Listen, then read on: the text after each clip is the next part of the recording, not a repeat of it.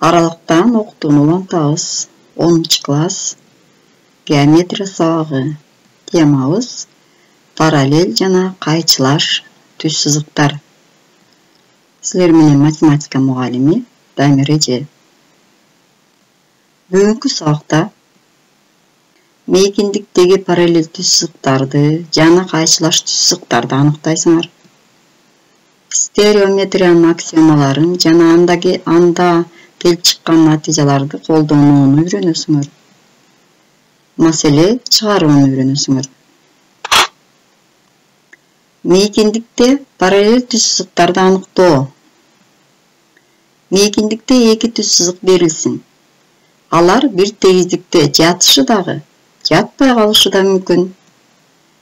Мисалы, А, Б, С, Д, А1, Б1, С1, Д1 кырлары аркылуу өткөн түз сызыктарды карайлы. Алар мейкиндиктеги түз сызыктарды элестетет. Кубтун бир гранында жаткан, кубту карайлы. Кубтун бир гранында жаткан А, Б, Б, С түз сызыктары Б чекитинде кесилишип атат. Ал эми А, Б, С, Д түз сызыктары кесилишпейт. Бир тегиздикте жаткан жана кесилишпеген эки түз сызык параллель деп аталышат. Эгерде биз айтканбыз тегиздикти 3 чекит аркылуу белгилесек, 3 чекит аркылуу бир тегиздик жүргүзүүгө болот да, мына А, Б, С аркылуу белгилесек, андан бул гранды тегиздик деп элестетсек, бир тегиздикте жаткан жана кесилишпеген эки түз сызык параллель болот дейт. Демек, А, Б анан С, Д түз сызыктары параллель болот экен.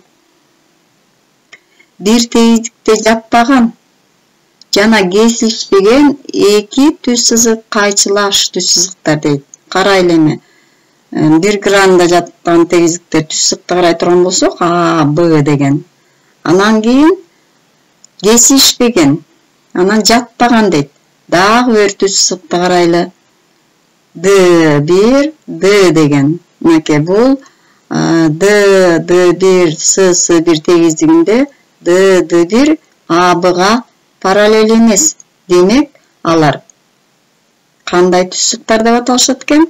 Кайчылаш түз сызыктар деп аталат экен.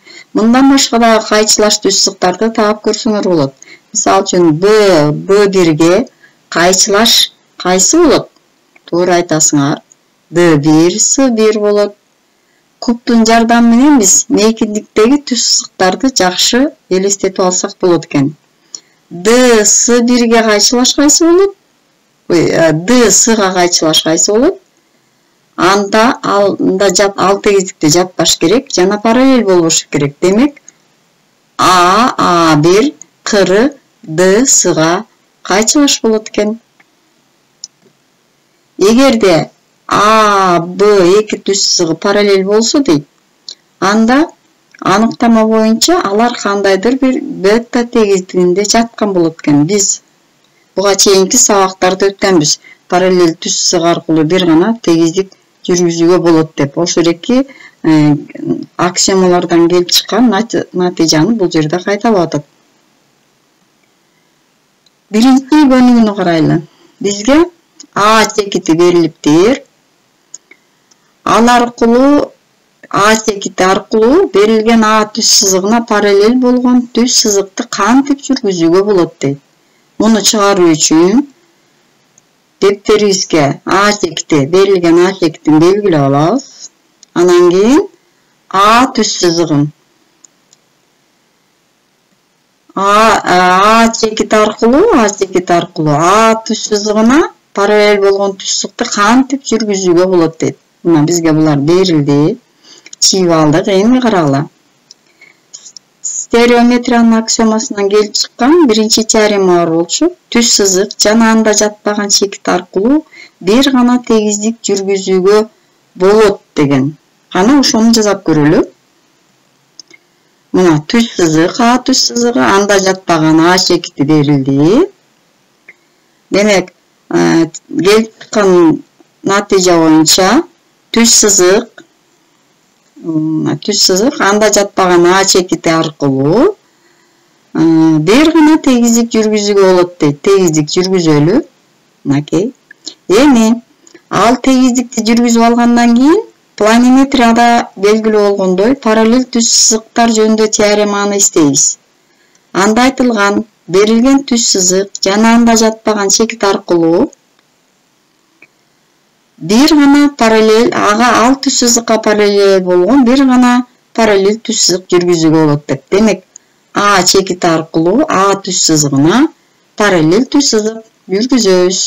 Демек, биз А чекити аркылуу берилген А түз сызыгына параллель болгон түз сызыкты стереометриянын аксиомаларын, андан келип чыккан натыйжаларды колдонуп чыгып алдык. Параллель түз сызыкты жүргүздүк. Дагы бир маселе карап көрөлү. 4-чү көнүгүү китебиңерде куб берилген экен. Кубтун параллель кырларын көрсөткүлө дейт. Белгилеп жазгыла. Символдор менен белгилеп жазабыз. Кубтун бир кырына параллель болгон да канча кыры бар деген суроо экен. 4-чүнүн Асын чыгарабыз. Кана параллель кырларын көрсөтөбүз. А, Б, С, Д.